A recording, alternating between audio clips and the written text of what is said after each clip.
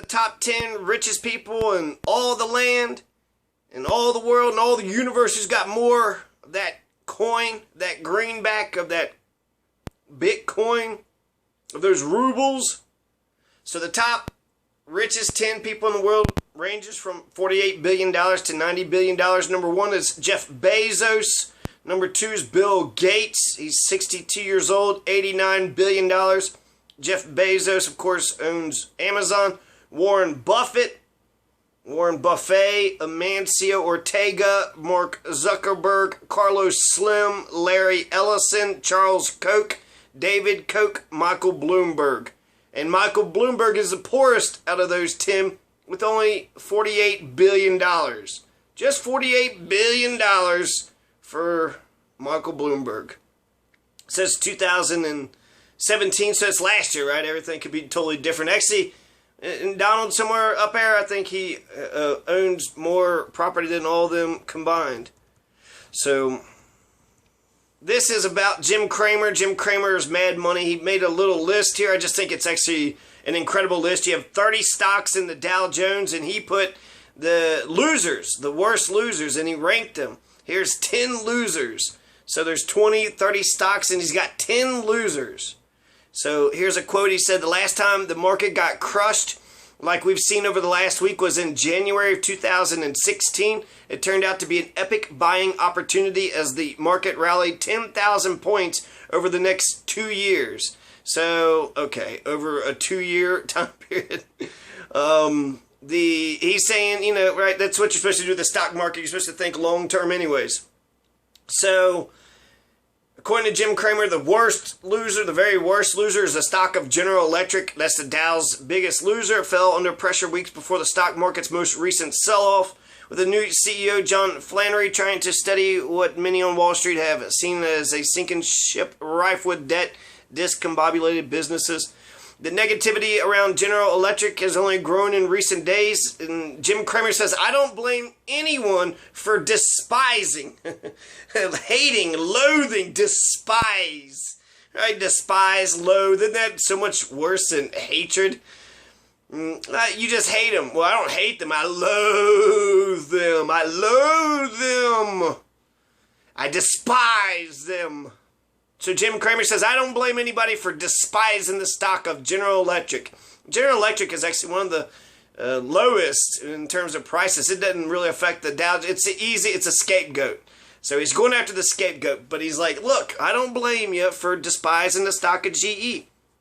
But rising oil prices are going through the roof. The new GE is heavily levered towards oil. Not only does it own Baker Hughes, but its locomotives, turbines, and airplane engines all sell better when energy is much higher. And I'm not all that sanguine about oil, so for now, I say you've got to stay away from GE. You don't need that agita.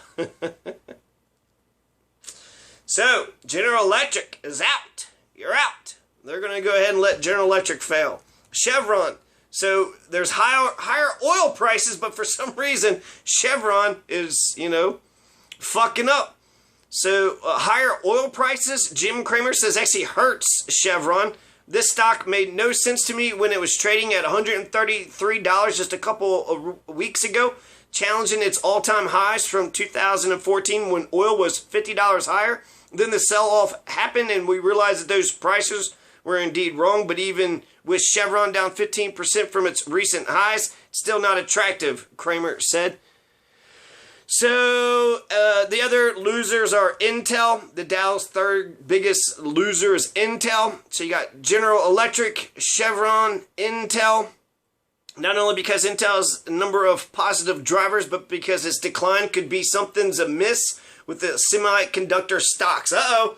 The stocks in the semiconductor business is going down. So he says, fuck Intel, sell it. And he says, in short, Intel's a buy. Of course, he has to say, it's all a buy. All right, this is the best buyer's market ever.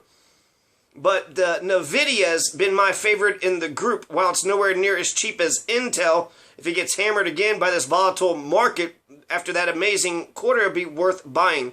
So he's saying NVIDIA is king and Intel's the bishop. So something about the semiconductor stocks. You got Intel, you got Chevron, you got General Electric, Caterpillar, Exxon Mobil, Johnson & Johnson, and Pfizer. Another scapegoat, Pfizer. Merck is number 8, 3M is number 9, and then Apple. So the stock of Kramer fave Apple came in 10th, selling from $180 to the mid $150 after a less than perfect earnings report. My take, it's counterintuitive. I buy some Apple here and then wait to see if the futures can crush it down to $140 where you can buy more. Oh yeah, the futures, just put it in the futures. The futures will crush it on down. Don't worry, Apple will do fine because the futures market. The 3M, the manufacturing giant 3M, he says he liked the company's strategy, a heavy focus on research and development of never-before-seen products. I think the world of the company, but the stock has gotten a little too high versus where I'd like to buy it for my charitable trust. I bless a starting position at these levels. Maybe get more as it goes lower. Okay, so Merck, Johnson & Johnson, Pfizer, Exxon Mobil. Unlike rival Chevron, Kramer noticed the shares of the 5th biggest Dow loser. Exxon Mobil does not get ridiculously inflated due to crude's comeback, but I'm on the fence for the same reason. I can't see oil going back to $65, but I could easily imagine it falling back to the mid-50s. I think if you have to be disciplined on this one. So he's saying there's rise in oil prices. Don't worry. No, buy General Electric. General Electric will be fine because the rising oil prices will help that stock out. But rising oil prices, you would think Exxon Mobil, Chevron, they would make a shit ton of money, right? The oil companies, rising oil prices. Maybe is it they're having to pay for it? Because it seems like they're fucking us over. I remember when gas was 99 cents at the pump. $2 is almost $5 there for a bit. It was 99 cents in the 90s. I remember I saw a statistic in 1982 when I was born. It was $1.19. So that means Bill Clinton's economy was better than Reagan's and every other economy beforehand. People got their head so far up their ass, man. It doesn't, the criticisms of Bill Clinton, people get mad at the dumb shit, not the real shit. Oh, you got a blowjob? That isn't why he should have got impeached, because he was bombing the shit out of Sudan. That's why he should have been impeached, because he invaded Iraq, and he bombed Iraq, and he invaded Afghanistan. My God. All right. So, to round up the list of all the losers, according to Jim Kramer, Apple is a loser, 3M is a loser, Merck is a loser, Johnson & Johnson is a loser, Exxon Mobil, Caterpillar, Intel, Chevron, and General Electric. These are all losers in the Dow Jones. So, if we got to get rid of 10 of them, let's just get rid of these, let these 10 bankrupt, let these 10 companies go down, and then the other 20 companies can suck in the life force of all these other. If there's anything to pick up, right? With a lot of these corporations, they might not own a goddamn thing. They're just, a piece of paper in a file cabinet somewhere. So yeah, there's the losers. One more time, General Electric, Chevron, Intel, 3M, Caterpillar, Intel, Chevron, General Electric, Exxon Mobil, Johnson & Johnson, Pfizer, Merck, 3M, and Apple. Peace.